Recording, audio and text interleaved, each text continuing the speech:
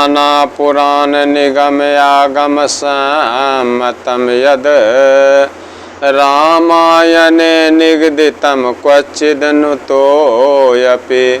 स्वान्तः सुखयाय तुलसी रघुनाथ गाथा भाषा निबंधम यति मंजुलमातनोति।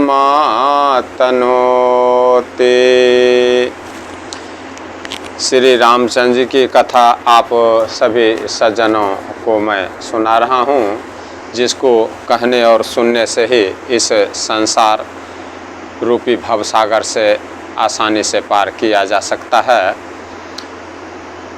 अनेक पुराण वेद और शास्त्र में सब में ये लिखा हुआ है, जो रामायण में भी वर्णित है और कुछ अन्य जगह से भी उपलब्ध श्री रामचंद्र जी की कथा को तुलसीदास जी अपने अंतःकरण के सुख के लिए जो भी इस कथा को सुनते हैं, अपने सुख के लिए सुनते हैं, दुख दूर हो सुख हो, उसी प्रकार से तुलसीदास जी अपने अंतरात्मा के सुख के लिए अत्यंत मनोहर, अत्यंत सुंदर सरल भाषा रचना में विस्तृत किए हैं। जो सुमिरत सिद्धि होई गणनायक करिवर बदन करऊँ अनुग्रह सोई बुद्धि राशि शुभ गुण सदन।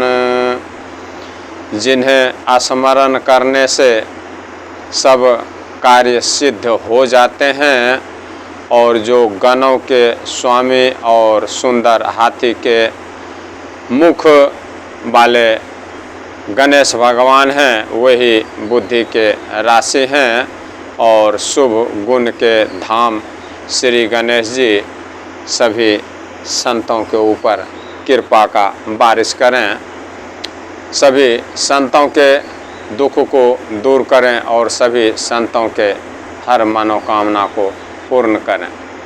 अब हम आप सभी सज्जन गण को, हिंदू धर्म और सनातन धर्म के मानने वाले सभी भक्तजन को, राम कथा के रसिया राम भक्त और हनुमान भक्त को वहाँ ले चलता हूँ जहाँ जनकपुर में श्री रामचंद्र जी की शादी होने की तैयारी हो रही है। और वहाँ प्रभु मन सहि लीन मनु चलत बाजी छवि पाव भूषित उड़गन तरित धनु जनु बर बरही नचाव।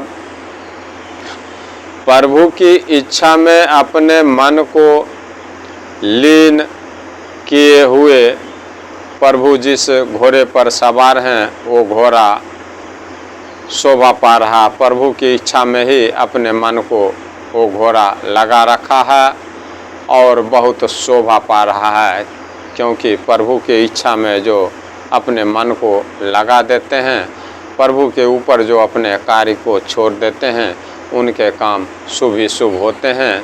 ये प्रभु श्री रामचंद्र जी जिस घोड़े पर सवार हैं, वो घोड़ा भी कोई मामूली घोड़ा नहीं हो सकता है। वो घोड़ा भी प्रभु के मन में अपने मन को लगा दिया है, प्रभु के इच्छा में अपने मन को लगा दिया है और शोभा पा रहा है, प्रभु को अपने ऊपर सवार किए हुए है। मानो तारागण और बिजली से अलंकृत मेघ सुंदर मोर को नचा रहा हो। जेहि बर बाजी रामू असवारा तेहि सारदौन बरने पारा। जिन श्रेष्ठ घोड़े पर श्री रामचंद्र जी सवार हैं दुल्हा बनकर, उस घोड़ा का वर्णन तुलसीदास जी कहते हैं कि उस घोड़ा का वर्णन माता सरस्वती जी भी नहीं कर सकती है। शंकर राम रूप अनुरागे, नयन पांच दस अति प्रिय लागे। महादेव जी श्री रामचंद्र जी के रूप में ऐसे अनुरक्त हैं, श्री रामचंद्र जी के रूप को देखकर ऐसे लीन हुए हैं कि उन्हें अपने 15 आँख इस समय बहुत ही प्यारे लगते हैं। भोलेनाथ श्री रामचंद्र जी जब दूल्हा बने हैं तो उन्हें 15 आँखों से देख रहे हैं भोलेनाथ, और अभी भोलेनाथ को 15 आँख बहुत अच्छा लग रहा है, क्योंकि 15 आँख से देवों के देव महादेव जी श्री रामचंद्र जी की सुंदरता को निहार रहे हैं, देख रहे हैं। हरिहित सहित रामू जब जो है, रमा समेत रामापति मोहे। भगवान विष्णु जी ने जब प्रेम सहित श्री रामचंद्र जी को देखा, तब वे श्री लक्ष्मी जी के मूर्ति, श्री लक्ष्मी जी के पति श्री लक्ष्मी जी सहित मोहित हो गए। निरख राम छवि विधि हर्षान, आठई नयन जाने पछितान। अब श्री रामचंद्र जी की शोभा को ब्रह्मा जी बड़े प्रसन्न मन से देख रहे हैं, लेकिन ब्रह्मा जी के पास 8 ही आँख हैं, इसलिए ब्रह्मा जी पछता रहे हैं कि मैं इस श्री रामचंद्र जी के दूल्हे रूप में सजे हुए श्री रामचंद्र जी की सुंदरता को 15 आँख से नहीं, सिर्फ 8 आँख से ही देख पा रहा हूँ, और भोलेनाथ 15 आँख से देख रहे हैं, और ब्रह्मा जी सिर्फ 8 आँख से ही देख पा रहे हैं। सुर से न पौर बहुत उछाहू, विदिते देवड लोचन लाहू। देवताओं के सेनापति स्वामी कार्तिक जी के हृदय में बड़ा उत्साह हो रहा है। कार्तिक जी भी इस शोभा को अपने आँखों से देख रहे हैं, ब्रह्मा जी भी देख रहे हैं, लक्ष्मीपति भी देख रहे हैं, और कार्तिक जी को बहुत उत्साह हो रहा है और ब्रह्मा जी को बहुत दुख हो रहा। ब्रह्मा जी बहुत चिंतित हैं, पछता रहे हैं कि मैं 8 आँख से ही प्रभु श्री रामचंद्र जी के इस रूप को देख पा रहा हूँ। उनके पास 8 आँख ही उपलब्ध है। और यहाँ अब श्री कार्तिक जी महाराज जो देवताओं के अग्रगण्य हैं, सेनापति हैं, वे कार्तिक जी बड़े उत्साह के साथ श्री रामचंद्र जी को देख रहे हैं, क्योंकि वे ब्रह्मा जी से 1.5 आँख यानी 12 आँख से रामचंद्र जी का दर्शन कर रहे हैं, सुंदर लाभ उठा रहे हैं कार्तिक जी। ब्रह्मा जी का 8 आँख है, उस सुंदरता को देखने के लिए कार्तिक जी का 12 आँख है और महादेव जी का 15 आँख। राम ही चितब सुरेश सुजाना, गौतम श्राप परम हित माना। अब कार्तिक जी के बाद सुजान इंद्र अपने 1000 आँखों से श्री रामचंद्र जी को देख रहे हैं। गौतम ऋषि के श्राप के कारण इंद्र भगवान को 1000 आँख हो गया। अभी वो 1000 आँख इंद्र भगवान को बहुत लाभ दे रहा। 1000 आँख से इंद्र भगवान श्री रामचंद्र जी की सुंदरता को देख रहे हैं। कार्तिक भगवान 12 आँख से देख रहे हैं, ब्रह्मा जी 8 आँख से देख रहे हैं और महादेव जी 15 आँख से देख रहे हैं। इंद्र अपने 1000 आँख से श्री रामचंद्र जी को देख पा रहे हैं और गौतम ऋषि के श्राप को अपने लिए परम हितकर मान रहे हैं। इंद्र भगवान अभी अपने मन में ये कह रहे हैं कि अच्छा हुआ गौतम ऋषि ने मुझे श्राप दिया, जिसके कारण मुझे 1000 आँख हो गया।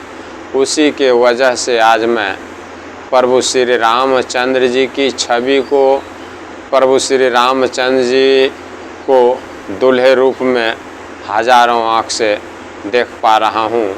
सबसे ज़्यादा फायदा मैं उठा रहा हूँ।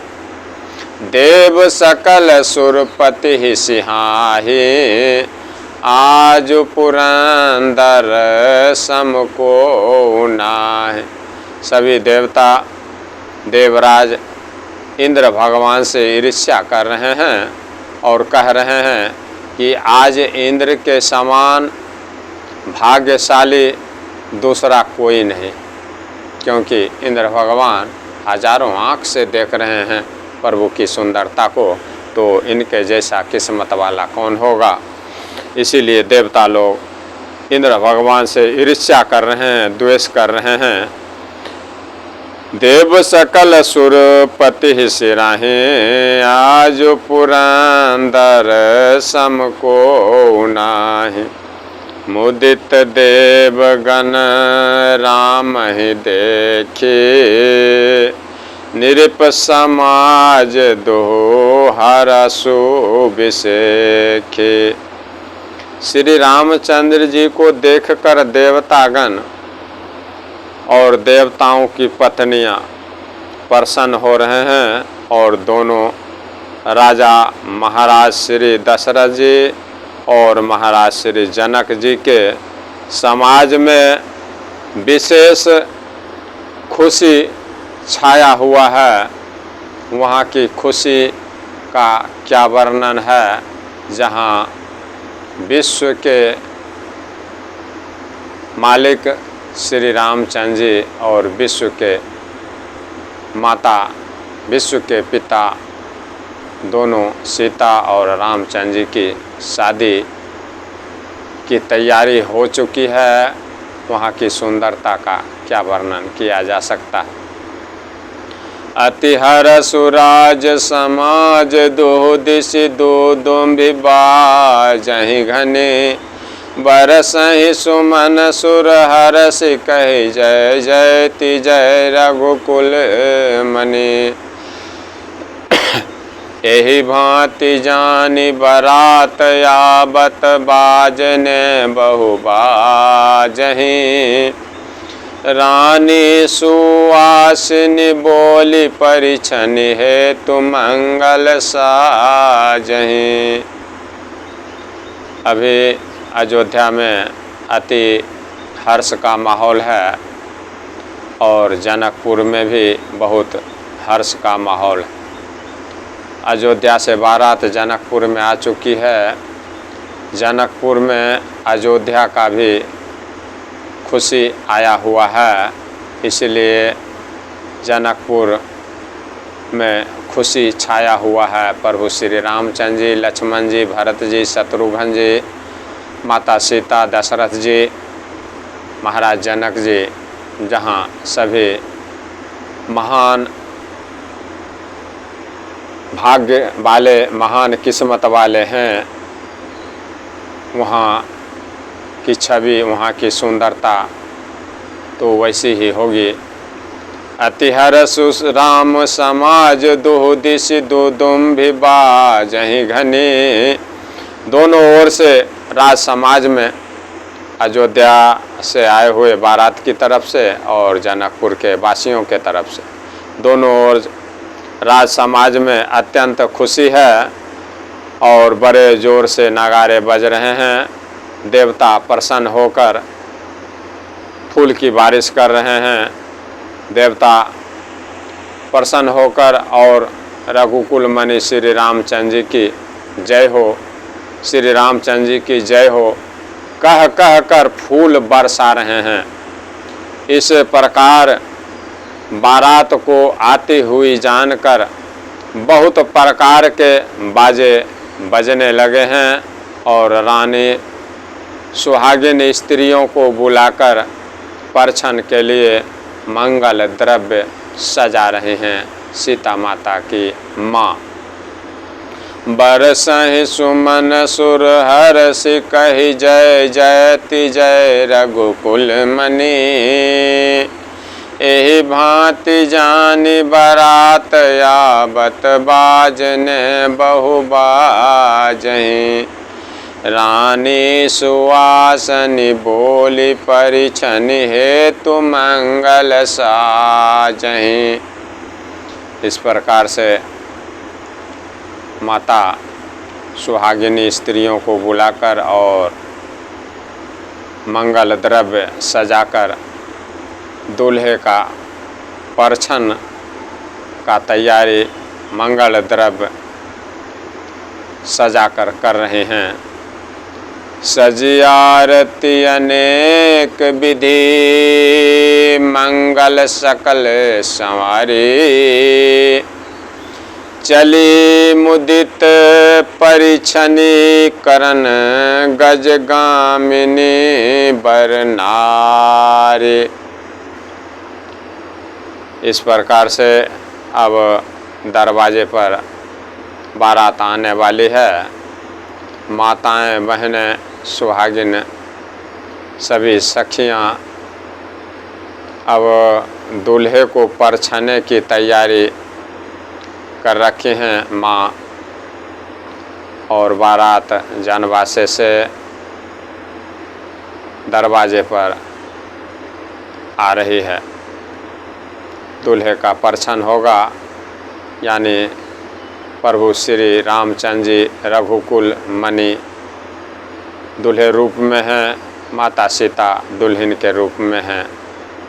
श्री रामचंद्र जी का दूल्हे के रूप में परछन होगा। अभी जनकपुर में पूरी तैयारी हो चुकी है।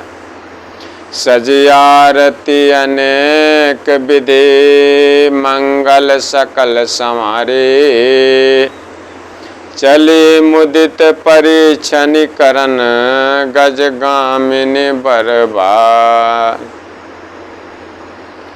अनेक प्रकार से आरती सजकर और समस्त मंगल द्रव्य को यथा योग्य सजाकर गजगामिनी हाथी की चाल वाली उत्तम स्त्रियां जितने भी हैं जनकपुर की उत्तम स्त्रियां आनंद पूर्वक दूल्हे को परछने के लिए चली हैं।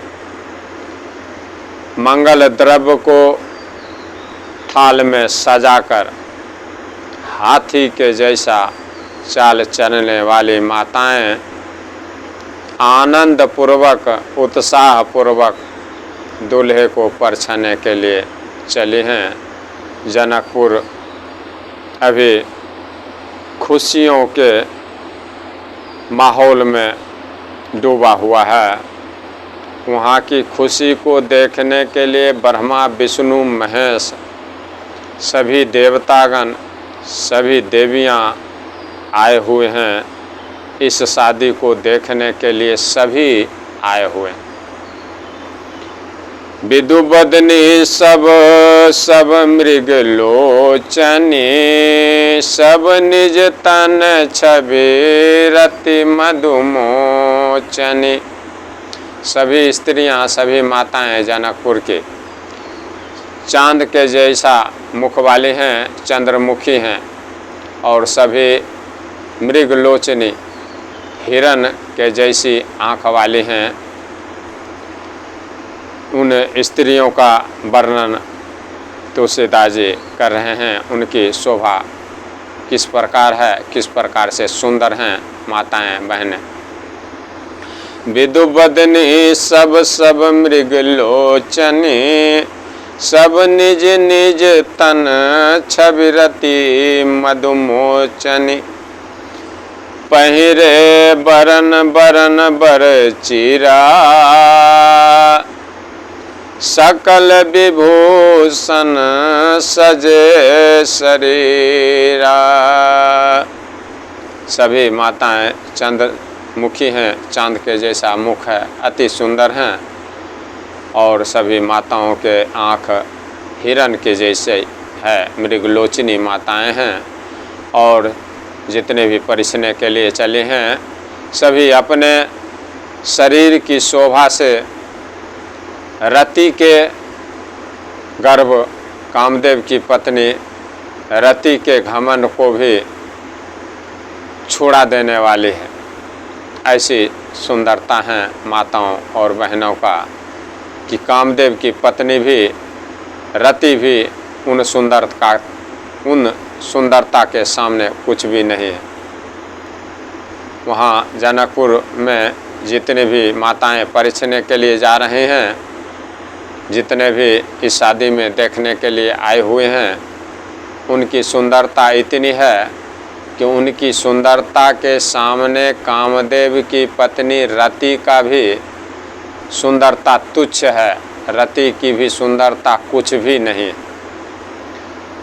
रंग रंग की सुंदर साड़ियाँ माताएं बहनें पहनी हुई हैं और शरीर पर सभी प्रकार के आभूषण, सभी प्रकार के गहने सजे हुए हैं। सभी माताओं और बहनों के शरीर आभूषणों से भरा हुआ है। किसी में भी किसी प्रकार की कमी नहीं है, चाहे वस्त्र की हो सुंदरता, चाहे गहनों की सुंदरता हो या शारीरिक सुंदरता हो। सभी इतनी सुंदर हैं कि वहाँ उपमा दिया गया है कामदेव की पत्नी रति के बारे में। तुलसीदास जी कहते हैं कामदेव जी की पत्नी की सुंदरता भी इनके सुंदरता, माताओं और बहनों के सुंदरता के सामने बिल्कुल फीकी लग रही है। कामदेव की पत्नी रति इन सुंदरता के सामने कुछ भी नहीं है। इतनी सुंदर माताएं बहनें हैं और ऊपर से इनका रंग बिरंगा सुंदर साड़ी, रंग बिरंग की सुंदर साड़ियाँ पहने हुए हैं माताएं बहनें और शरीर पर सभी प्रकार की जितने भी प्रकार की आभूषण होते हैं, सभी प्रकार की आभूषण शरीर पर सजाए हुए हैं माताएं और बहनें। और श्री रामचंद्र जी का परीक्षण करने के लिए चले हैं, दूल्हा का परीक्षण करने चले हैं। श्री रामचंद्र जी, माता सीता जी, हनुमान जी, राम लक्ष्मण भरत शत्रुघ्न सभी देवी देवता इस कथा के सुनने वाले और कहने वाले के हर भक्तों के हर मनोकामना को जरूर पूर्ण करेंगे। इस कथा को कहने और सुनने से ही सारे मनोकामना पूर्ण होते हैं, भोलेनाथ कहते हैं। इसलिए मैं श्री रामचंद्र जी से बारंबार विनती करता हूँ कि प्रभु सभी भक्तों के हर मनोकामना को पूर्ण करें और सभी भक्तों के हर कष्ट को हर लें। जय श्री राम।